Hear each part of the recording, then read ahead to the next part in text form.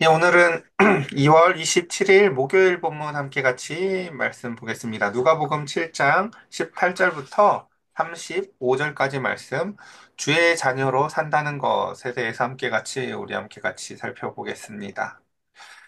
예. 아이고, 저 위에 제가 주제를 안 바꿨네요. 예.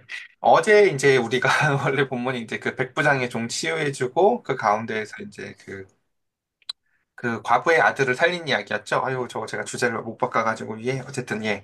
그 얘기였었는데, 그 뒤에 이제 그 소식을 듣고, 그 가운데서 이제 요한이 그 과연 예수님에 대해서 좀 의문을 갖게 됩니다. 왜냐면, 예수님이 하시는 일에 대해서 분명히 하나님이 보내신 메시아라고 생각은 되어지지만, 그 가운데서 자신이 생각하는 복음과 좀 차이가 있었거든요. 예수님의 행적이. 그래서 이제 오늘 그 이야기를 좀 함께 같이 살펴보도록 하겠습니다.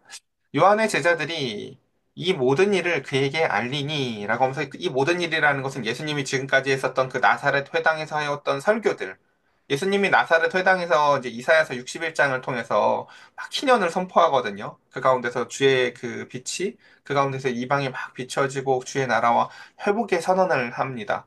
그리고 실제로 지금 많은 사람들을 치유해 주셨고 그 가운데서 귀신을 내어쫓는 이야기들을 우리 앞에서 열어 보았습니다. 그래서 이제 그 이야기들을 이제 요한은 이미 감옥에 갇혀 있죠. 3장에서 보면 이미 이제 그 감옥에 갇혀 있는 요한을 향해서 요한의 제자들이 이런 모든 일들을 그에게 알립니다. 그러자 19절 요한이 그 제자들 중에 둘을 불러서 다시금 주님께 보냅니다. 이제 그 증언의 효력을 위해서 둘을 보내요. 제자들 둘을 다시 보내서 이제 예수님한테 이걸 물어보죠. 오실 그이가 당신이오이까? 우리가 다른 일을 기다리오이까? 하매. 라고 하면서 요한은 지금 오실 메시아가 과연 이분이 맞는가라는 의구심을 갖게 됩니다. 그러자 주님께서는 그들이 예수께 나아가 이르되 세례 요한이 우리를 보내어 당신께 여쭈어보라 하기를 오실 그이가 당신이오리까 우리가 다른 일을 기다리올까 하더이다 하니 이제 그 다음 본문 보면 어, 이제 왜 이런 이제 이해 차이가 있었는지를 좀 설명을 해볼게요. 예수님의 설교는 이런 거였었어요. 예수님의 그 나사렛 회당에서의 복음은 이런 거였죠. 보면 주의 성령이 내게 임하셨으니 이는 가난한 자에게 복음을 전하게 하려고 내게 기름을 부으시고 나를 보내사 포로된 자에게 자유를 눈먼 자에게 다시 보게 함을 전파하여 눌린 자를 자유롭게 하고 주의 은혜의 해를 전파하게 하려 하심이었더라. 이게 예수님의 복음이었어요. 예수님이 전한. 근데 여러분 기억나실지 모르겠어요. 앞에 세례 요한이 전한 복음이 어땠는지 여러분 기억나세요? 세례 요한이 전하는 복음은 뭐였냐면요. 손에 키를 들고 자기의 타작마당을 정하게 하사 알곡은 모아 곡간에 들이고 쭉정이는 꺼지지 않는 불에 태우리라. 이게 요한이 이해한 복음이었어요. 좀 차이점이 뭔지 아시겠어요? 요한이 이해한 복음의 방점은요, 심판에 있었어요, 심판에. 예. 그러니까 메시아가 오면 심판을 할 줄 알았는데 메시아가 와서 막 회복해 주는 거 좋아요. 가난한 자들을 막 이렇게 도와주는 거 좋아요. 다. 그리고 병든 자들을 고쳐주는 거 좋아요. 근데 요한의 입장에서 뭐가 찝찝한지 아시겠어요? 왜 심판이 없지예요. 왜 심판이 저기에 없지? 라는 거예요. 그래서 의구심이 드는 거예요. 그래서 당신 맞으시죠? 당신 맞나요? 라고 지금 계속 확인을 하고 싶은 거죠. 왜 하나님 나라의 복음이 내가 이해한 것과 메시아이신 당신이 와서 전하는 게 이렇게 다를까요? 라고 하면 그것을 묻는 것입니다. 자, 그러자 그것에 대해서 다 뒤에 봅시다. 마침 그때 예수께서 질병과 및 악기 들린 자를 많이 고치시며 또 맹인을 보게 하신지라. 무슨 뜻이에요? 앞에 예수님이 설교한 일들을 예수님은 이루시고 계세요. 예. 그리고 예수께서 대답하여 이르시되 너희가 가서 보고 들은 것을 요한에게 알리되 맹인이 보며 못 걷는 사람이 걸으며 나병한 자가 깨끗함을 받으며 귀 먹은 사람이 들으며 죽은 자가 살아나며 가난한 자에게 복음이 전파된다 하라. 무슨 얘기예요? 이사야 61장 그 설교했던 게요. 그대로 일어나고 있습니다. 그리고 예수님은 뒤에 한마디를 더 붙이세요. 누구든지 나로 말미암아 실족하지 아니하는 자가 복이 있다. 얘기하세요. 이게 왜 이런 이야기를 하시냐면요. 예수님이 성취하신 하나님 나라의 복음을 오해하는 사람들은 누구든지 실족할 수 있기 때문에 그렇습니다. 예를 들면 우리 이제 구약에서 보면 요나가 그렇죠. 하나님의 지혜와 복음을 그가 어느 정도 이해를 하고 있어요. 근데 여기서 중요한 건 어느 정도라는 거예요. 그는 하나님의 그 크신 사랑의 마음을 이해하지 못해요. 그러니까 그게 복음으로 다가오는 게 아니라 그것이 싫죠. 그것을 거부한다고요. 여기서 중요한 것은 무엇이냐면 바로 이것이에요. 우리가 예수님을 잘 안다고 착각할수록 많은 사람들이요, 그 자신의 요구에 예수님을 맞춰서 생각하려는 경향을 가져요. 야, 하나님 그런 하나님 아니야. 하나님은 심판의 하나님이야. 이렇게 말입니다. 그러니까 자기의 상황과 처지에 맞춰서 말입니다. 제가 예전에 그런 말씀을 드린 적이 있어요. 예를 들면 목회자들도 다 사명이 다르다고요. 야, 너네 교회는 장애인 사역해 안 해? 야, 장애인도 안 돌보는 게 무슨 교회야? 이럴 수 있거든요. 어떤 사람의 입장에서는요. 그건 장애 사역이 그 사람에게 사명일 때 그렇게 보일 수 있죠. 하지만 그것 외에 다른 것이 사명인 목회자들도 얼마든지 있을 수 있는 거예요. 그러니까 예수님이라 할지라도 그 사람은 배척할 수 있어요. 예수님이 장애인 사역 안 하면요. 그것처럼 세례 요한의 그 생각 안에도 무엇이 중점적이냐면 자기가 이해한 복음이라는 작은 틀이 있는 거예요. 그래서 심판을 이야기하지 않는 메시아가 있을 수 있나? 라고 요한이 이해하기가 어려웠던 거죠. 그래서 그래서 여기서 중요한 건 이겁니다. 예전에 우리가 이런 말씀도 드렸었어요. 우리가 신앙이 얕을 때는 내가 막 성경을 읽어요. 그래서 내가 성경을 읽고 이해한 성경을 내가 또 막 설명을 해요, 사람들한테. 근데 신앙이 깊어지면 어떻게 된다고 얘기했는지 기억나세요? 성경이 나를 읽어요. 그래서 성경 속에서 내가 보여요. 이게 중요한 거예요. 마찬가지예요. 우리가 신앙이 그 가운데서 일정 수준 이상이 되어지지 않으면요, 자신의 요구에 맞춰서 예수님을 생각해요. 그러다 드디어 이제 참으로 그 신앙이 깊어지고 참된 신앙인이 되어질수록 어떻게 될까요? 예수님의 요구에 맞춰서 내가 어떤 존재인지가 이해돼요. 아, 나 아직 멀었구나. 라는 거죠.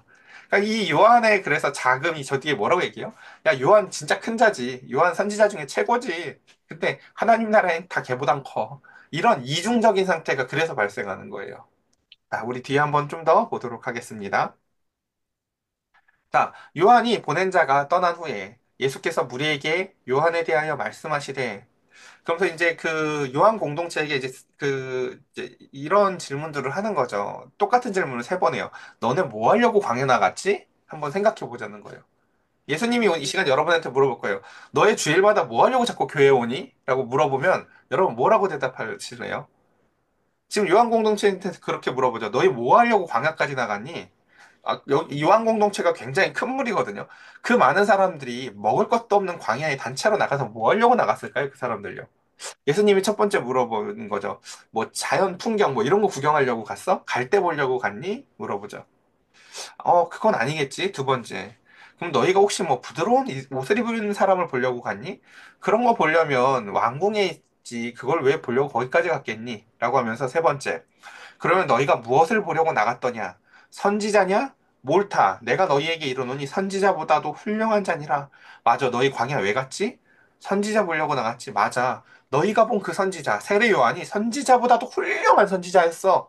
너희 광야 왜 갔지? 세례 요한, 그 선지자보다도 훌륭한 선지자 보려고 나간 거잖아. 라고 지금 예수님께서 말씀하시는 거예요. 그러니까 지금 앞에 있는 두 가지 질문들은 그랬죠. 그들은 광야에 절대 갈 때나 구경하려고 나갔던 게 아니었어요. 비싼 옷 입은 고관 대작을 보려고 나갔던 건 더욱 아니죠. 세례 요한은요, 기억나시죠? 뭐, 메뚜기 먹고, 그쵸? 예, 석청 먹고, 뭐, 있죠. 그쵸? 그냥 그 청빈한 삶을 살았기 때문에 뭐 그런 거 보려고 나가는 건 더욱 아니었어요. 그들이 보려고 나간 게 바로 선지자, 하나님의 말씀이었다고요. 근데 그것에 대해서 주님께서는 이렇게 말씀하시죠. 27절. 기록된 바, 그래, 너희가 본 그 선지자 맞아. 근데 그 선지자가 어떤 선지자인지 내가 가르쳐 줄게. 기록된 바, 보라, 내가 내 사자를 내 앞에 보내노니, 그가 내 앞에서 내 길을 준비하리라 한 것이 이 사람에 대한 말씀이라. 내가 너희에게 말하노니, 여자가 낳은 자 중에 요한보다 큰 자가 없도다. 라고 하면서, 맞아. 요한이 맞고 내가 틀리거나 내가 맞고 요한이 틀린 게 아니라 첫 번째 일단 요한에 대한 평가를 뭐라고 얘기해요? 맞아. 선지자 중에서 제일 큰 자가 요한이 맞고 심지어 여자가 낳은 자 중에 요한보다 큰 자가 없어 라고 얘기합니다. 요한이 이렇게 큰 자로 평가를 받는 것은 왜 그러냐면요.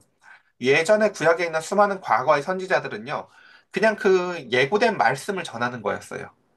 근데 실제로 세례 요한이 제일 큰 선지자인 이유는 뭐냐면 우리 한번 생각해 봅시다. 예수님을 결혼식장에 이렇게 등장하는 신랑이나 신부로 우리가 생각을 해봅시다. 예수님을 신랑이라고 생각해 봅시다. 그럼 그 준비하는 요원들 중에 꽃을 꾸미는 사람도 있고 음식을 준비하는 사람도 있고 이렇게 다 선지자라고 생각해 보자고요. 천국 잔치를 준비하는 선지자들. 근데 세례 요한이 어떤 사람인지 아시겠어요? 제일 마지막에 예수님 혹은 신랑이나 신부는 뒤에서 드레스 들어주는 사람 같은 걸 하는 거예요. 실제로 준비의 마지막을 하고 실제 같이 등장도 해요. 그러니까 예수님의 그 제일 마지막 선지자 중에서 직접 본 사람은 없거든요. 우리가 음식 준비한 선지자 눈으로 못 봤잖아요. 그쵸? 꽃 막 준비한 사람 눈으로는 못 봤잖아요. 그냥 그의 장식만 보는 거죠. 그가 남긴 말씀만 보는 거죠. 근데 세례 요한의 크면 뭐예요? 실제로 드레스 뒤에 붙잡고 같이 들어가거든요. 무대 한복판에 들어가서 자, 이제 신랑 입장할 겁니다. 라고 막 앞에 이제 막 예고도 하잖아요. 예, 사회자처럼. 이러니까 선지자 중에서 세례 요한이 제일 큰 선지자였다는 거예요. 근데 뒤에 이제 또 세례 요한의 자금을 얘기하죠. 세례 요한이 왜 작아요? 이제 결혼식이 시작되면요. 그 준비한 사람은 아무도 안 쳐다봐요. 다 누구 봐요? 신랑 신부 봐요. 예수님이 신랑이고요. 나머지 예수님을 믿게 된 모든 사람들이 다 신부예요. 그러니까 세례 요한은요, 이제 가장 작은 자로 변해요. 그건요, 요한의 신앙이 형편없어서가 아니라요, 시대가 바뀌어졌고, 이제 결혼식이 시작됐기 때문에 그런 거예요. 이거 이해되시나요? 예. 그러니까 주인공이 요한이 아니기 때문에 그래요. 그러니까 요한의 지금 뭐 신앙이 형편없어서나 절대 그런 말이 아니에요. 요한의 역할이 거기까지였고요. 요한의 역할이 가장 선지자 중에서 크게 쓰임 받은 게 맞다라는 것입니다. 근데 이제 우리가 거기서 서운해하면 돼요, 안 돼요? 아니죠. 예, 이 사회자가 갑자기 야, 왜 전부 다 신랑 신부만 봐? 내가 사회자인데 이런 엉뚱한 사회자가 없죠. 그것을 위해서 존재하는 거였잖아요. 그렇죠? 그러니까 그 사회를 보는 요한과 이제 드디어 신랑 신부 입장하는 예수님의 사역은 결코 이원론적이거나 따로 동떨어진 게 아니다라는 것입니다. 자, 그래서 그 뒤에 또 보도록 하겠습니다. 그래서 모든 백성과 세리들은 이미 요한의 세례를 받은지라 이 말씀을 듣고 하나님을 의롭다 하되 바리새인과 율법 교사들은 그의 세례를 받지 아니하므로 그들 자신을 위한 하나님의 뜻을 저버리느니라. 그래서 예수님이 이제 예수님의 이야기를 앞서서 세례 요한에 대한 반응을 보고 둘을 구분할 수 있다는 거예요. 제가 아까 세례 요한을 뭘로 비유했죠? 결혼식의 사회자 뭐 이런 걸로 비유를 했잖아요. 그렇죠?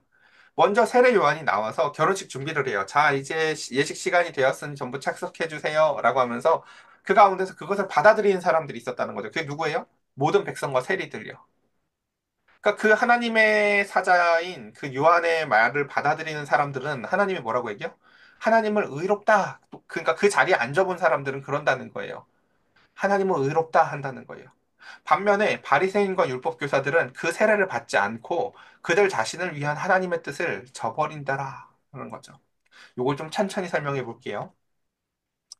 그러니까 백성과 세리들은요, 하나님이 요한의 세례를 받도록 인도하셨고, 그리고 예수님의 말씀을 통해서 지금 계획을 실현하고 계시구나라는 이 모든 과정을 다 인정하는 거예요. 그러니까 백성과 세리들은 뭐예요? 사회자가 세례 요한이라는 것도 인정하고요. 신랑이 예수님이라는 것도 인정하는 거예요. 그리고 그 모든 것 너머에 이것의 주관자가 하나님이라는 걸 인정하는 거예요. 근데 바리새인과 서긴가는 어떤지 아시겠어요? 세례 요한이 지금 이제 자 결혼식 시작됩니다. 빨리 들어오세요 하는데 요한의 말도 무시하고 예, 신랑도 무시하는 거예요. 그게 바로 바리새인과 율법 교사들이라는 거예요. 그러니까 그들은 바리새인과 율법 교사들은요. 하나님의 구원의 계획을 거부하고 하나님의 계획을 근데 안다고 생각한다는 거예요. 이게 놀랍죠. 이게 정말 속 터지는 거예요. 그들은 자신들이 이걸 안다고 생각하는데 하나님의 계획을 안다고 생각하는 자들이 그것을 거부하는 거예요. 우린 거기 안 들어가. 우리 그거 다 알아. 야, 결혼식장 한두 번 가봤니? 뭐 또 맨날 똑같은 거 뭐 초밥에다가 뭐 육회 나오겠지 뭐야. 나 결혼식 음식 안 좋아해. 안 들어가요. 예. 근데 밖에서 그건 설교는 해요. 그러니까 이게 정말 답답하고 환장을 노릇이죠. 안다고 생각하는 사람들은 막상 그 잔치에 들어와서 요한의 세례를 받는 것도, 그러니까 요한의 세례를, 저는 이거 너무 좋아하는 이야기인데, 요한의 세례는 마치 그러니까 그거랑 같아요. 우리 출애굽기로 가보면요. 출애굽기에선 이걸 모세가 하나님이랑 막 하잖아요. 그렇죠? 근데 세례 요한의 사역이 뭐냐면요. 그러니까 홍해 앞까지 막 인도하는 일을요. 세례 요한이 하는 거예요. 그러고 나서 거기에 하나님 예수님께서 등장하셔서 그 지금부터 자 이제 진짜 세례를 베풀 거야라고 하면서 물을 가르고 그 다음에 막 같이 그 세례를 그러니까 요한의 사역은 홍해 앞까지 그들을 인도해서 홍해를 가르는 일까지 그리고 그 다음에 거기 세례 그 강을 건너면서 홍해를 건너면서 거기서 바톤이 터치되는 거예요. 이제 나의 역할은 여기까지였고 지금부터 주님께서 너희를 인도할 거야. 라고 하면서 구름 기둥과 불 기둥으로 그리고 그 가운데서 만나를 내려주시는 모든 분이 다 예수님이라는 것을 이해시켜주는 게 바로 세례 요한의 사역과 예수님의 사역이 연결되는 지점이었습니다. 자, 이제 이 얘기의 뒷부분을 함께 같이 봅시다. 그러면서 이제 주님께서는 이제 이 모습을 보면서 답답하시고 속이 터지는 거죠. 마치 집 나갔던 탕자는 들어와서 잔치에 참여하고 있는데 여기가 원래 자기 집이라고 생각해야 될 놈은 집 밖에 나가 있는 그 첫째 아들 놈처럼 지금 뭐가 이게 잔치가 이상하잖아요. 그렇죠? 다 안다고 하는 놈들은 밖에 나가서 요한의 야 네가 내가 싫었으면 요한의 세례라도 받든가 사회자 인도라도 받아보든가 아니 너희는 그것도 안 받고 이것도 싫다고 하면서 대체 뭐냐라는 거죠. 그래서 이것을 이렇게 표현합니다. 또 이르시되 이 세대의 사람을 무엇으로 비유할까? 무엇과 같은가? 주님이 이것을 비유할 것을 찾아요. 그리고는 아 저거다 라면서 찾은 게 뭐예요? 아이들이 장터에 앉아서 불러 이르되 라고 하면서 야 우리 놀자 놀자 하는데 우리가 너희를 향하여 피리를 불어도 너희가 왜 춤추지 않고 곡하여도 너희가 울지 아니하였다 하는 거죠. 이거 저희 집에서도 자주 보는 모습이거든요. 언니 놀자라고 하는데 애들이 먼저 무슨 놀이를 하재요?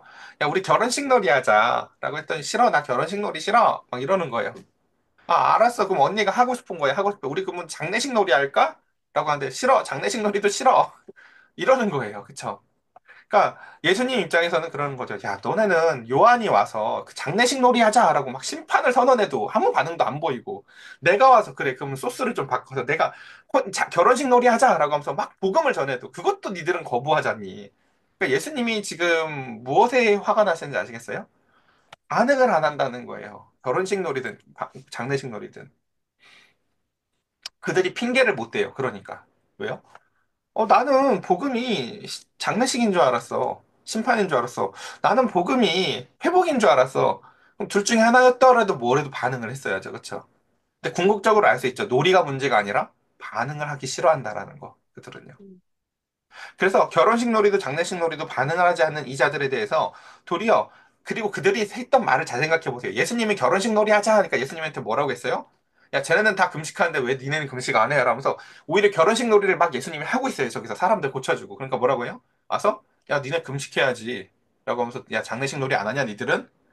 와서 막 초치고 요한이 나가서 또 막 거기서 장례식 놀이를 하면서 장례식 놀이처럼 심판을 선언하는 그곳에서 야 춤을 춰봐야지 라고 하면서 결혼식 놀이 하자고 요한한테는 요구를 하는 아주 못돼 처먹은 그쵸 마음을 갖고 있는 게 사실은 그 당시에 있었던 바리새인과 서기관들의 모습이었다라는 것입니다. 뭐 정작 자기들은 그 결혼 잔치에 들어와서 참여하고 함께 어울리고 그 복음을 누릴 마음도 없는 사람들이 이런다라는 거예요. 제가 예전에 우리 여러분한테 이런 말씀 드린 적 있을 거예요. 제가 복음을 아무렇게나 전하지 않아요. 저도요. 떡을 사고 싶은 사람, 떡을 먹고 싶은 사람, 심령이 가난한 사람한테다 전하지 찔러보면서 그 가운데서 먹을 생각이 아무것도 없는 사람들한테는요, 제가 복음을 전하지 않아요. 그러니까 그것처럼 그 가운데서 주님께서도 이와 같은 자들의 반응을 이렇게 표현하시면서 마지막 보겠습니다. 이제 거의 다 왔습니다. 세례 요한이 와서 떡도 먹지 아니하며 포도주도 마시지 아니하며 너희의 말이 귀신이 들렸다 라고 얘기하고 인자는 와서 먹고 마시며 너희의 말이 보라 먹기를 탐하고 포도주를 즐기는 사람이요 세리와 죄인의 친구로다 방금 설명한 거 그거 아시겠죠? 장례식 놀이 속에 숨어있는 심판의 선언이 있었던 거예요. 그러니까 우리의 일반 은총 속에서 생각을 해보세요. 우리 길에 그러니까 이게 하나님이 우리한테 은혜를 주실 때 이런다는 거죠. 길에 아이들이 장례식 놀이를 막 하고 있어요. 아이고, 아이고, 하면요. 그럼 그 속에 하나님은 우리에게 심판의 선언을 사실은 보여주고 있는 거예요. 또는 그 가운데서 결혼식 놀이를 아이들이 막 하고 있어요. 그러면 장차 회복될 회복의 선언의 이야기들을 사실은 하나님은 그 속에서 보여주고 있었다는 거예요. 근데 그 속에 그 일반 은총 속에 숨겨져 있는 하나님의 뜻조차도 이들은 그걸 모든 걸 다 거꾸로 반응하더라는 거죠. 야, 세상에 좋은 게 얼마나 많은데 장난식 놀이 하고 있는 아이들한테 가서 그쵸? 그 가운데서 결혼식 얘기하고 반대로 반응을 하던 거라는 거죠. 그러면서 결국 제일 마지막 절, 요 한 절을 위해서 달려왔습니다. 요 한 절을 제가 읽어볼게요. 지혜는 자기의 모든 자녀로 인하여 옳다함을 얻느니라. 예. 이게 무슨 뜻이냐면요. 이 지혜는요. 지혜가 뭐냐면 하나님의 속성이나 하나님의 계획. 하나님 자체를 지혜라고 봐도 크게 무방해요. 지혜가 뭐라고요? 하나님의 속성. 그러니까 하나님은요. 지혜롭지 않을 수가 없어요. 이게 하나님의 속성이에요. 하나님이 하시는 모든 일은 다 지혜로워요. 세상의 창조도요. 하나님이 하셨거든요. 뭘로요? 지혜로요. 그러니까 하나님이 하시는 것은요. 모든 것이 하나님의 계획 안에 있고 하나님이 하시는 것은 하나님의 속성을 반영해서 모든 것이 지혜로워요.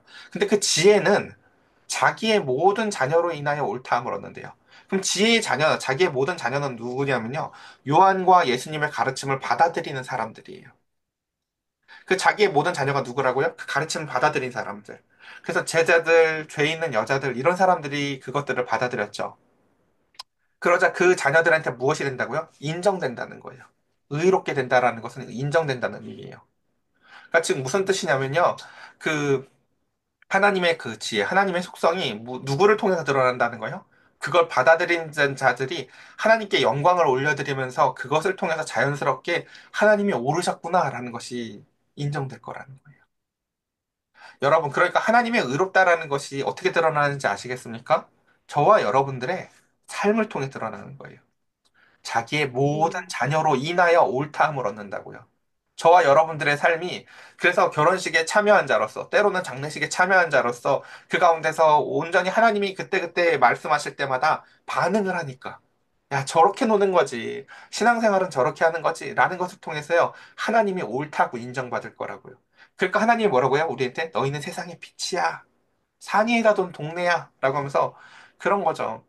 그러니까 이 얘기를 하나만 들고 마칠게요. 제가 어렸을 때 동네에서는 아이들이 다 재밌게 놀았거든요. 기억에요.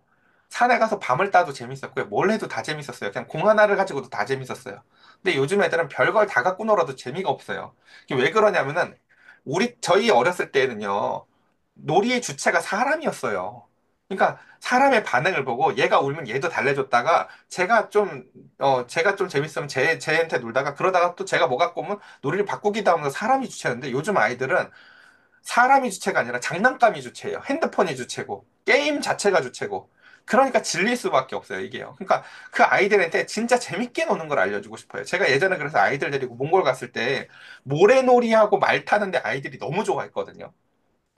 그러니까 무언가의 반응을 보고 노는 게 진짜 재밌는 거라고요, 사실은요. 그러니까 주님께서 우리를 향해서 요구하시고 우리에게 주시고자 하는 은총들은 그런 것들인데 그 가운데 이 시대의 사람들, 바리새인과 서기관들은 사실은 그 모든 놀이를 배척하고 있는 것이에요. 주님이 주시는 그 회복의 복음도, 주님이 주신 심판의 선언도 우리 그거 다 알지 뭐.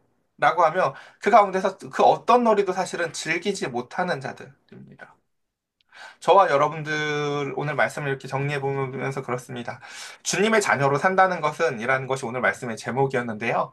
그래서 주의 자녀로 산다는 것은 때로는 아까 요한이 오해했던 것처럼 왜 하나님의 예수님 메시아의 복음과 나의 복음이 다를까라고 착각을 하는 순간이 있지만 주님은 그 가운데서도 이렇게 알려주시죠. 네가 틀린 게 아니라 너는 장례식을 선포하는 게 너의 사명이었고 나는 이제 혼인잔치의 시작을 알리는 게 내 사명이란다 라는 것을 가르쳐 주시며 그 둘이 서로 다른 게 아니라는 것을 주님은 요한에게 가르쳐 주십니다. 근데 주님의 진짜 말씀을 전할 대상들과 메시지는 뭐였습니까? 문제는 오해하는 너가 아니라 아무 반응도 안 나는 저 인간들이다. 너가 가르치는 것도 받아들이지 않았고, 내가 가르치는 것도 받아들이지 않는 하나님이 전하는 그 메시지에 대해서 안다고 착각하지만 아무 반응을 하지 않는 자녀들. 하지만 그것에 대해서 실망할 것이 없다. 왜? 지혜는 그것을 받아들인 모든 자녀로 인해서 옳다함을 인정받을 것이기 때문이다. 너가 전한 복음과 내가 전한 복음을 받아들인 자들이 그들의 삶을 통해서 하나님이 의롭다라는 것을 인정받게 될 테니까 이라는 것입니다. 자, 이제 이 메시지를 들은 저와 여러분들 우리 어떻게 살아야 될까요? 하나님이 의롭다라는 것을 우리가 드러내는 삶을 살아야겠지요. 오늘 우리 함께 같이 말씀을 묵상하면서 하나님의 오름이 우리의 반응을 통해서 우리의 삶을 통해서 말씀 속에서 우리가 보여지면서 우리가 살아내는 삶 살 수 있게 해달라고 우리 이 시간 함께 같이 기도합시다.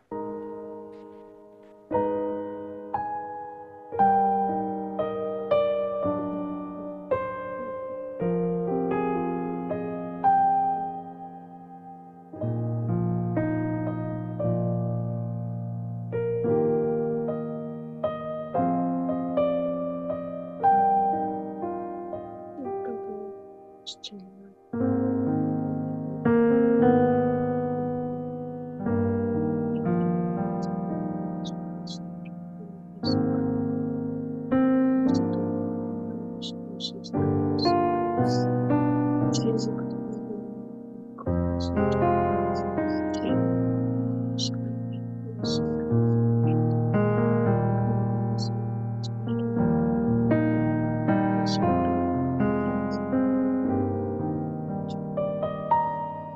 나갔을 아버지 정말 고맙습니다.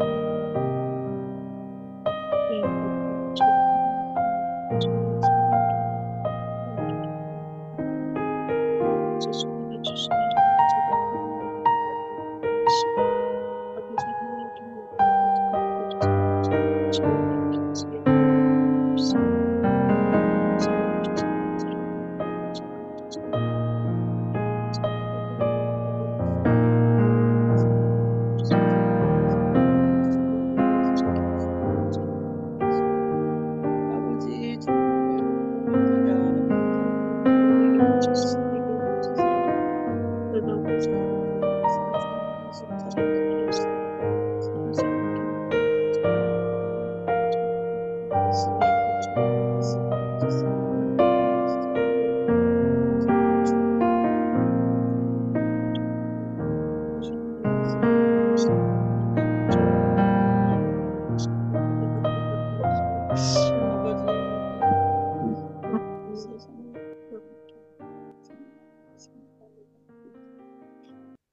예, 제가 기도드리겠습니다. 하나님, 오늘도 주님의 말씀을 이 아침에 되새겨 봅니다. 요한의 작음, 요한의 큼, 그 너머에 하나님 아버지의 크신 계획을 보며 우리는 그 어린아이들과 같이 주님의 인도하심을 따라서 때로는 장례식 놀이를 할 줄도 알게 하시고 때로는 결혼식 놀이를 할 줄도 알게 하시며 늘 하나님의 말씀에 울고 웃으며 반응하는 자들이 되기를 주님 소망합니다. 우리가 하나님의 말씀에 따라 반응함에 우리의 삶 가운데서 하나님의 영광이 드러나게 하시고 하나님의 자녀로 말미암아 그 지혜가 옳다함을 여기며 우리의 삶이 즐겁고 유쾌하며 희락을 누리며 그로 말미암아 저렇게 사는 것이 진짜 인생이구나라고 많은 사람들에게 하나님의 영광이 드러나게 하여 주시옵소서. 하나님의 복음은 결코 틀릴 수가 없습니다. 하나님의 말씀은 결코 한치의 오차도 없습니다. 주님, 그러므로 우리의 삶은 때로는 십자가를 질자 할지라도 부활의 능력으로 말미암아 주님께서 반드시 건지실 것입니다. 주님, 우리 사랑하는 성도들, 주님의 인도하심에 따라서 오늘도 기쁨과 즐거움과 평안함을 누리게 하여 주시옵소서. 우리 주 예수 그리스도의 이름으로 기도드렸사옵나이다. 아멘. 아멘.